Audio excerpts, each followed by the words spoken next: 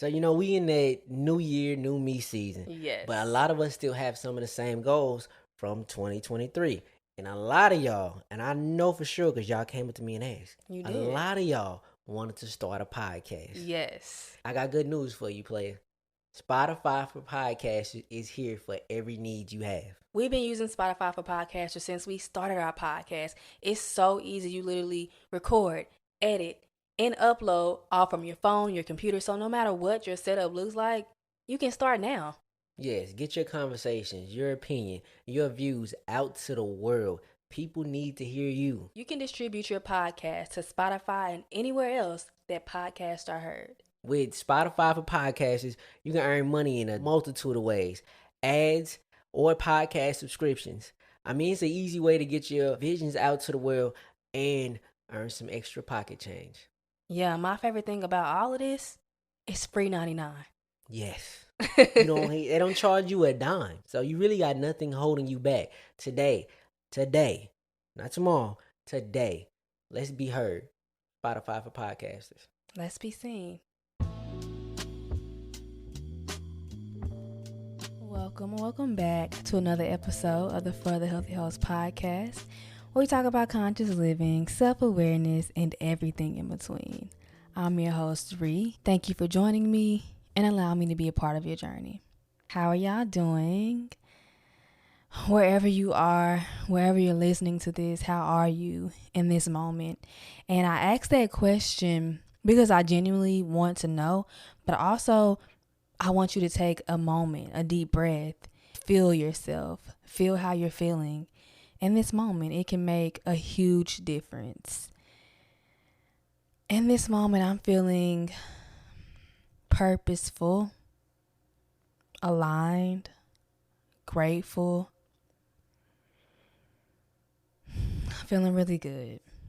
Happy to be here today. Before we move into today's episode, I did want to let you guys know that next summer 2024, we are going to Bali for a retreat. And when I say we, I mean you, me, and my dear friend Shadea, who is the founder of Black Girl Magic.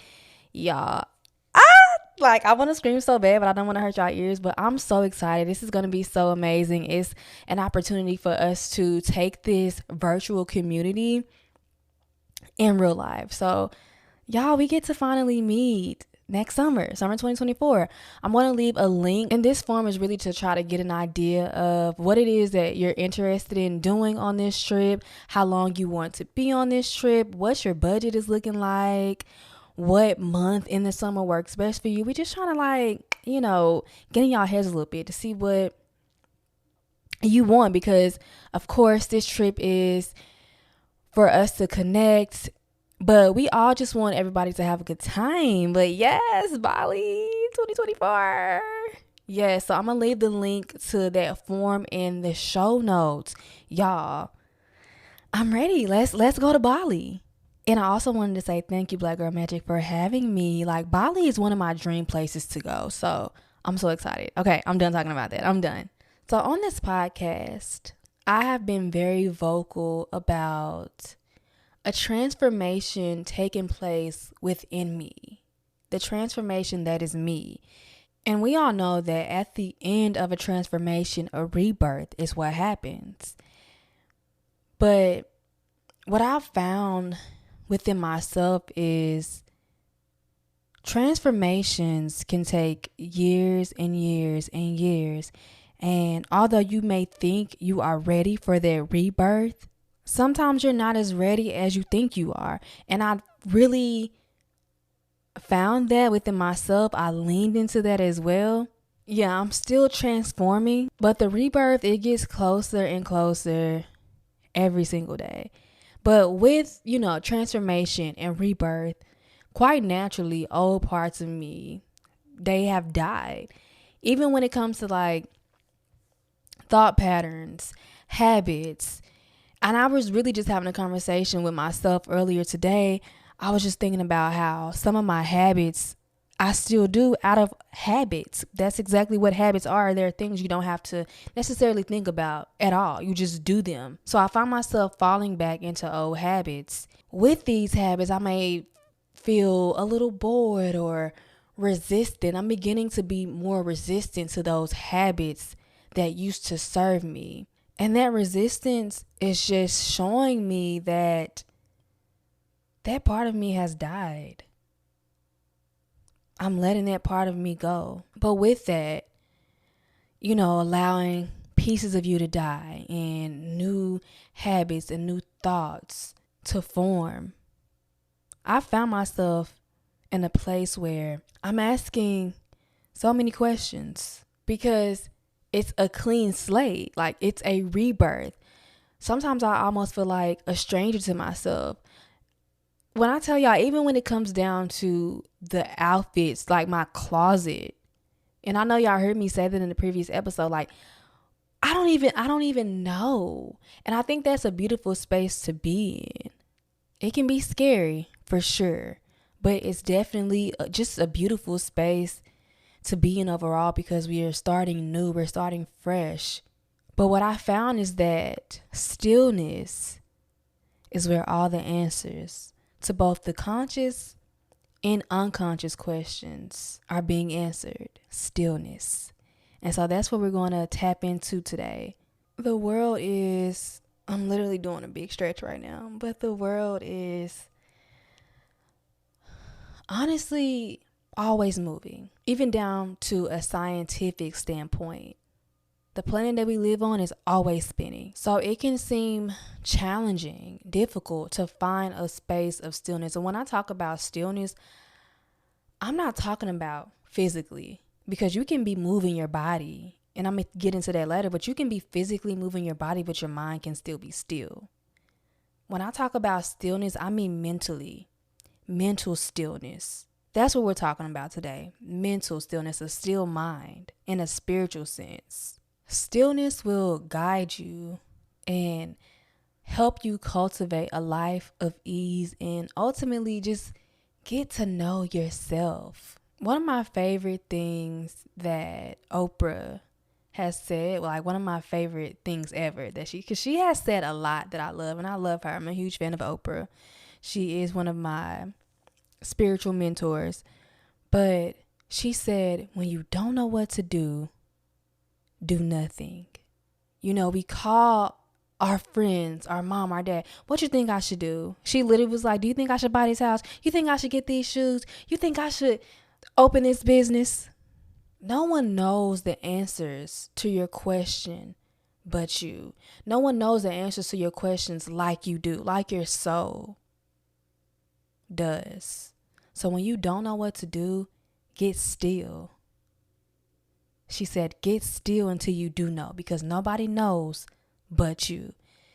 And that was the realest shit I have ever heard. We are always calling people and asking for advice. And advice is okay. Advice is okay. But I think in our guts, when we're listening to our intuition, following our heart, we know what to do. We know the answer before we even call this person. And I found myself, truly, I don't really have a lot of people that I just call for advice anyway. I have conversations with Travis and stuff like that, but I don't be calling people and asking for advice because I know the answers lie within me.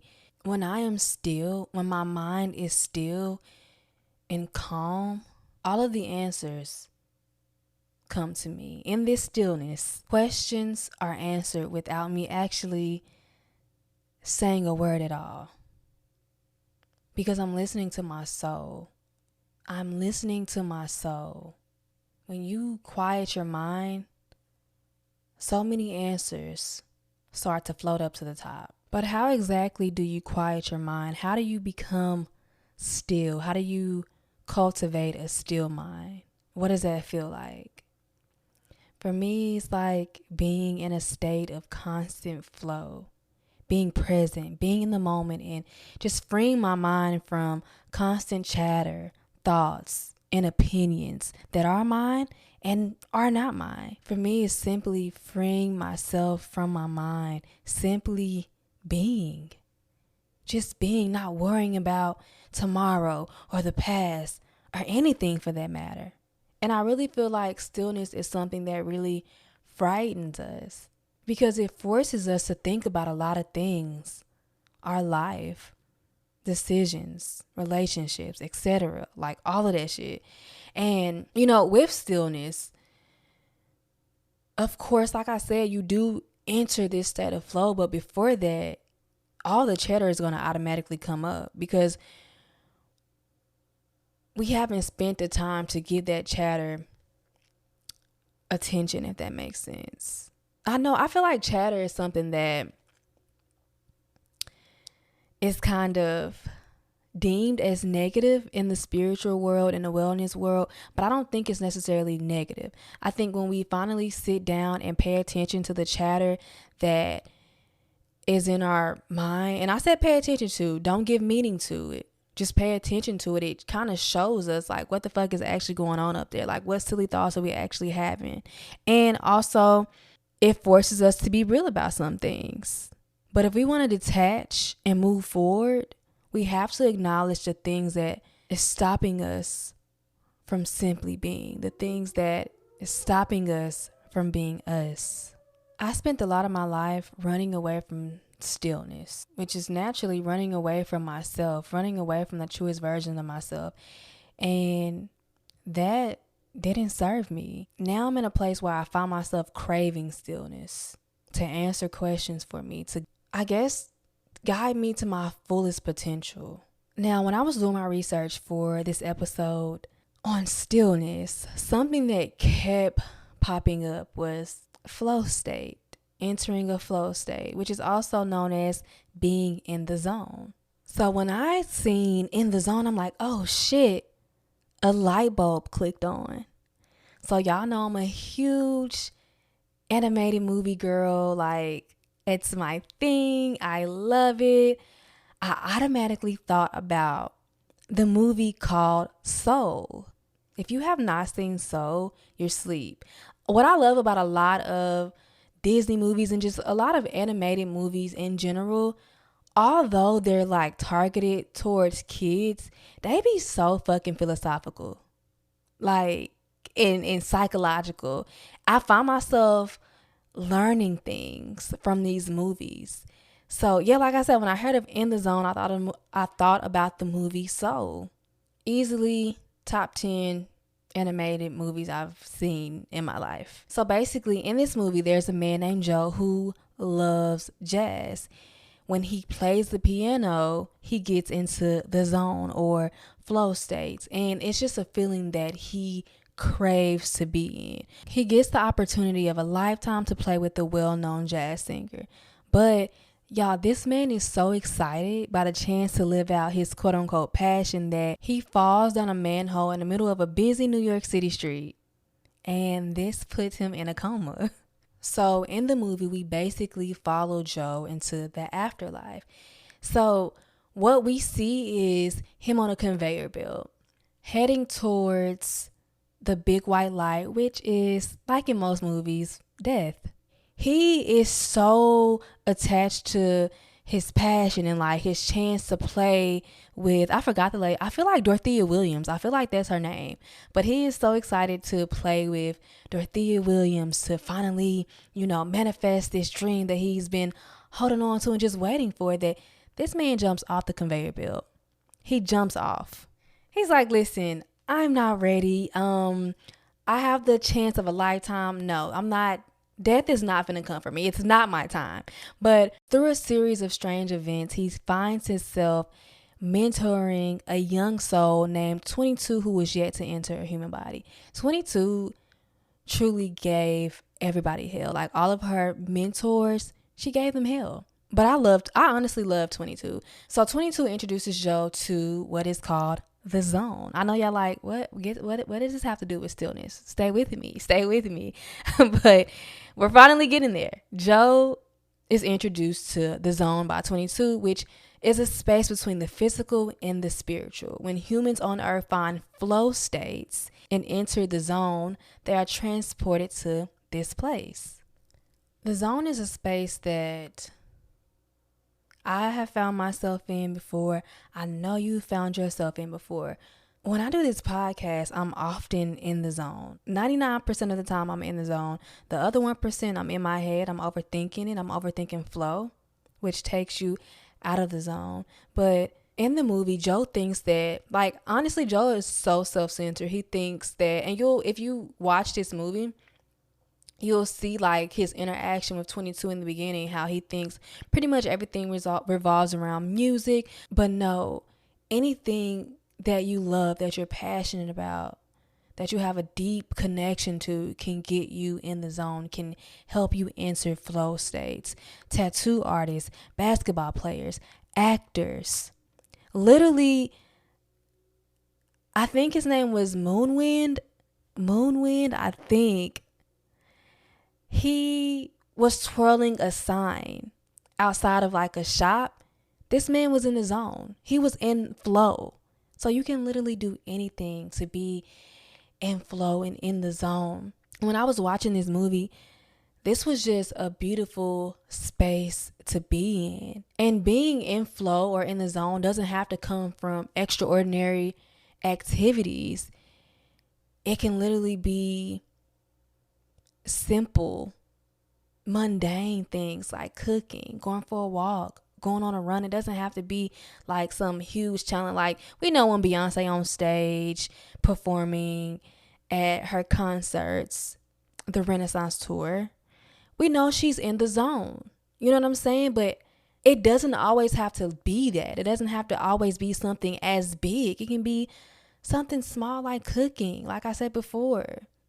Whatever you're passionate about, whatever you have a deep feel and connection to. But what's also interesting in the movie is that the place that is called the zone, it isn't limited to people who are in flow states. There's also huge, dark, grumpy blobs who are known as lost souls. When they speak, they sound depressed. Their body language shows that they have pretty much given up on life. And Joe, being Joe, of course, assumes that lost souls are nothing like him. But the gag is, Joe really was a lost soul. He just didn't know it. But the guy who was spinning the sign, who is in the zone, Moonwind is his name, he gives out a really powerful distinction. He says that lost souls are not that different from those who are in the zone.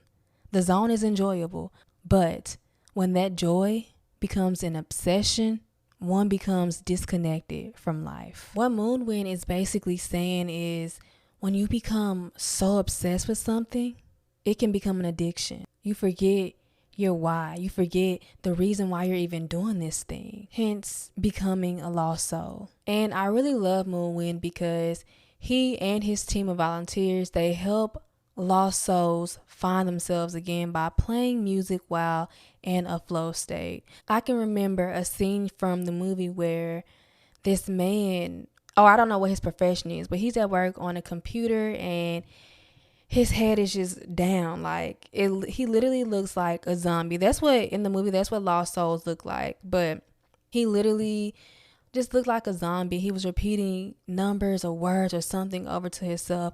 But when Moonwind and his team finally helped him break out of that state that he was in, he woke up and like literally slammed all of the computers off the desk and was like, I quit. He was just so happy. And it's like he reached realization and looked at life completely different.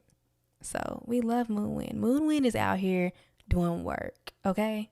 But no, that concludes our animation movie review portion of the podcast. I swear this is the only wellness podcast, self-help podcast that we gonna talk about animated movies on, like the only place. But no, I just thought that was so interesting. So although I kept seeing like flow state, in the zone, I never really seen anything online that said these two things were the same thing. But really what it is being in the zone or in flow allows you to cultivate stillness. Because like I said in the beginning, even though your body is moving, even though you're doing things with your hand on the piano or playing an instrument or running or cooking or speaking, even though you're doing these things physically, your mind reaches a place of stillness. So I don't think that stillness and being in flow are synonymous, but I do think they're interdependent. I think that they depend on one another. And although I've been going on and on and on about flow and being in the zone, I want to give you the actual definition of this phrase, this term. So in a flow state, that phrase was coined by or popularized by two psychologists. I'm not even going to try to pronounce their names. In his TED Talk, y'all, I really used to be a TED Talk girly, and I still really am. I watched a TED Talk the other day. I love TED Talks. I learned so much through TED Talks. If you don't watch TED Talks, you need to get into TED Talks. Listen or watch. I think they actually do have a podcast too. But in his 2004 TED Talk, he said that there's this focus that once it becomes intense, leads to a sense of ecstasy, a sense of clarity. You know exactly what you want to do from one moment to the other. You get immediate feedback. There's this sense of focus, clarity, serenity, timelessness. You ever do something and you look up and you be like, oh, fuck. It's nighttime. What's going on? That is what flow feels like. It feels like intrinsic motivation. There's somebody doing yard work and I literally was trying to wait it out. But I don't think they're going to stop. So let's keep it moving. Hopefully y'all can't hear it. But we're having all this talk, all this chatter about entering flow states and stillness. And you're probably like, Ree, how do I get there? But I can't tell you how to get there. But I can tell you how I get there, and I can tell you what I think. First of all, I think that I don't take advantage of stillness as much as I need to. That's first and foremost. I want to refer back to the movie yet again, very quickly though. Joe thought that flow states could only be entered through doing, like I said before, these big things, these huge things. Like, y'all, I don't know. I always felt like, there are some people in the world who has pure talent, like who are obviously undeniably talented. We got Beyonce, Donald Glover. I'm trying to think of other people, Solange, Cleo Sol, you know what I'm saying? And I always thought that that's what talent looked like. But talent exists in many forms. I didn't consider myself a talented person, but now with the new knowledge that I have, the new mindset that I have, I understand and I realize that talent exists in many forms. I think being able to talk to someone, being able to have a podcast, that's a talent. Being able to be a good listener, that's a talent. Being able to heal the world, that's a talent. There is talent in everything that you do. And with that talent, I think we all have a natural talent. Like literally, we all have something that we are naturally talented at, something that we are naturally good at. It doesn't have to be this big thing. But in that talent, in that state of that talent, whatever that thing is for you, we enter the zone. We enter these flow states. But I find myself entering my flow states doing mundane things. I'm in the zone the most when I'm doing mundane things. This episode is sponsored by Quince. So I've been pretty vocal about this transformation I'm going through, this rebirth that is slowly creeping up inside of me. And because I am changing and transforming, that means the things that I like or used to be interested in is changing as well. And clothes and personal style is not off limits when we're talking about change and transformation. So now when I look at my closet, I see a whole bunch of stuff. I'm just like, man, like I just don't really want to wear that I don't really like anymore. But with the help of Quince, I can finally give my closet the upgrade that it so desperately needs. This time around, I'm focusing on pieces that are timeless and simple, and most importantly, that aligns with the person who I am now. Quince creates timeless classics that never go out of style. You'll have them in your closet for pretty much forever, which makes putting an outfit together so much easier. By partnering directly with top factories, Quince cuts out the cost of the middleman and passes the savings on right to us, allowing their pieces to be priced 50 to 80% less than similar brands. Take the drama out of planning an outfit and upgrade your closet with Quince today. Go to quince.com/FTHH for free shipping on your order and 365-day returns. That's QUINCE.com/FTHH and get free shipping and 365-day returns. This episode is sponsored by Daily Harvest. This time of the year, although we love it so much, things get so chaotic. And it's like basic human needs, like cooking and eating well, go on the back burner for me. Because of that, a lot of times my meals don't even actually look like meals. It's literally me scrapping up pieces of whatever is left over in my fridge. Instead of grabbing those random items left in my fridge, I can now get quick, delicious, and satisfying meals delivered right to my door with Daily Harvest. Daily Harvest keeps my stomach satisfied and my freezer full with options like fruit and veggie packed smoothies, soups, and harvest bowls. They also have tons of options for any time of the day like flatbreads, forager bowls, and bites. Now, if you know me, you know I love their smoothies, but I also love their harvest bowls and their soups, especially since we're getting to that time of the year where we just want something, warming and cozy. When it comes to better choices, Daily Harvest literally makes it so easy and attainable. They support farmers who invest in improving the biodiversity and health of our soil. Even their recyclable and compostable packaging makes me feel like I'm making a positive impact on our environment. And all I have to do is eat and enjoy. Keep yourself and your freezer full with hassle-free meals from Daily Harvest. Go to dailyharvest.com/FTHH to get up to $65 off your first box. That's dailyharvest.com/FTHH for up to $65 off your first box. I think stillness is a word that when you hear it, you automatically relate it to spirituality, as you should. Because stillness is what's going to, like I said before, it's the key to unlock you, the truest version of yourself, to get to know who you truly are. But with that, I kept seeing meditation. While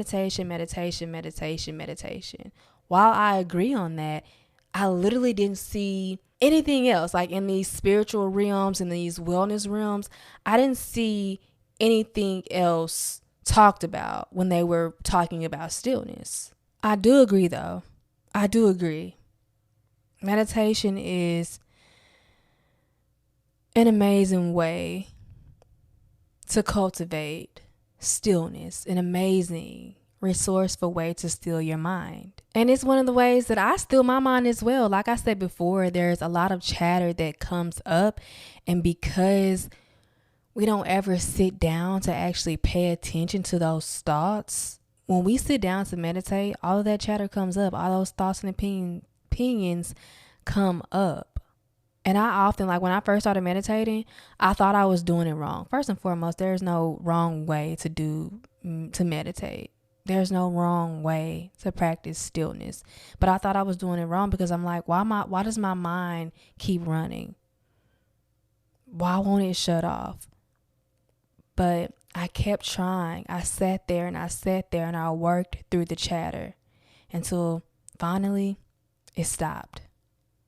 If you sit there long enough, the noise will stop and you will start to experience stillness. I remember one of the first times I experienced stillness when I was meditating. It scared me. It scared the fuck out of me. I was like, whoa. It literally felt like I was levitating. It literally felt like I was entering a new dimension, like I was quantum jumping. It's unreal. And I think what I'm going to do next week, because I talk about meditation a lot, but I want to be I know I'm y'all's bestie. I know I'm the homie. I know we're friends, but I also want to be a resource for y'all. Meditation is so powerful. So I think next week I'm going to upload a guided meditation episode. 5 minutes. That's it. That's all you need. just so y'all can experience that. I want that for y'all. I want that for you. So I'm really excited about that. It's me stepping out of my comfort zone. It's something that I've been wanting to do for months now, but I was just like, imposter syndrome be kicking in. But my friend told me yesterday, you're more of a natural than you think you are at this. I was like, thank you. But yeah, so look forward to that. But like I said, I agree with them. Meditation is the key. It's the key to stillness, unlocking different versions of yourself, and just finding answers to the questions that life throws at us. However, it isn't the only thing. It is not the only thing.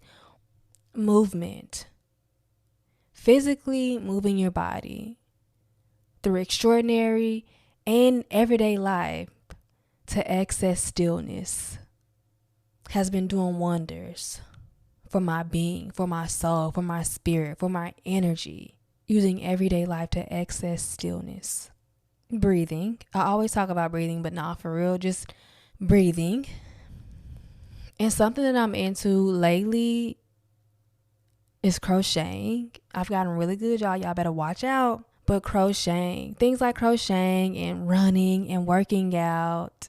I find that when I'm like running, working out, and crocheting, my mind doesn't do a lot of thinking. I'm so focused on the thing that it is that I'm doing that my mind doesn't have the capacity to really go in depth thinking about other things. Because truly the thing I'm doing it's challenging. There's not enough capacity for me to put my attention and my focus on other things. When I do these things, I feel high, like a natural high on life. Like the psychologist said, once again, not going to pronounce his name because I don't know how to pronounce it. Or not going to say his name because I don't know how to pronounce it. But like he said, it feels like ecstasy. It feels like I'm on perks. Which I personally don't know what that feels like. I had to throw that out. I don't know what that feels like. But I imagine that is what it would feel like. And not only that, when I'm on my run or when I'm working out, I get so many ideas. It's those answers. They come. So many ideas. I feel so creative. And I love being in that space. Also music. I can really get lost in music. For real. It's so funny too. Water.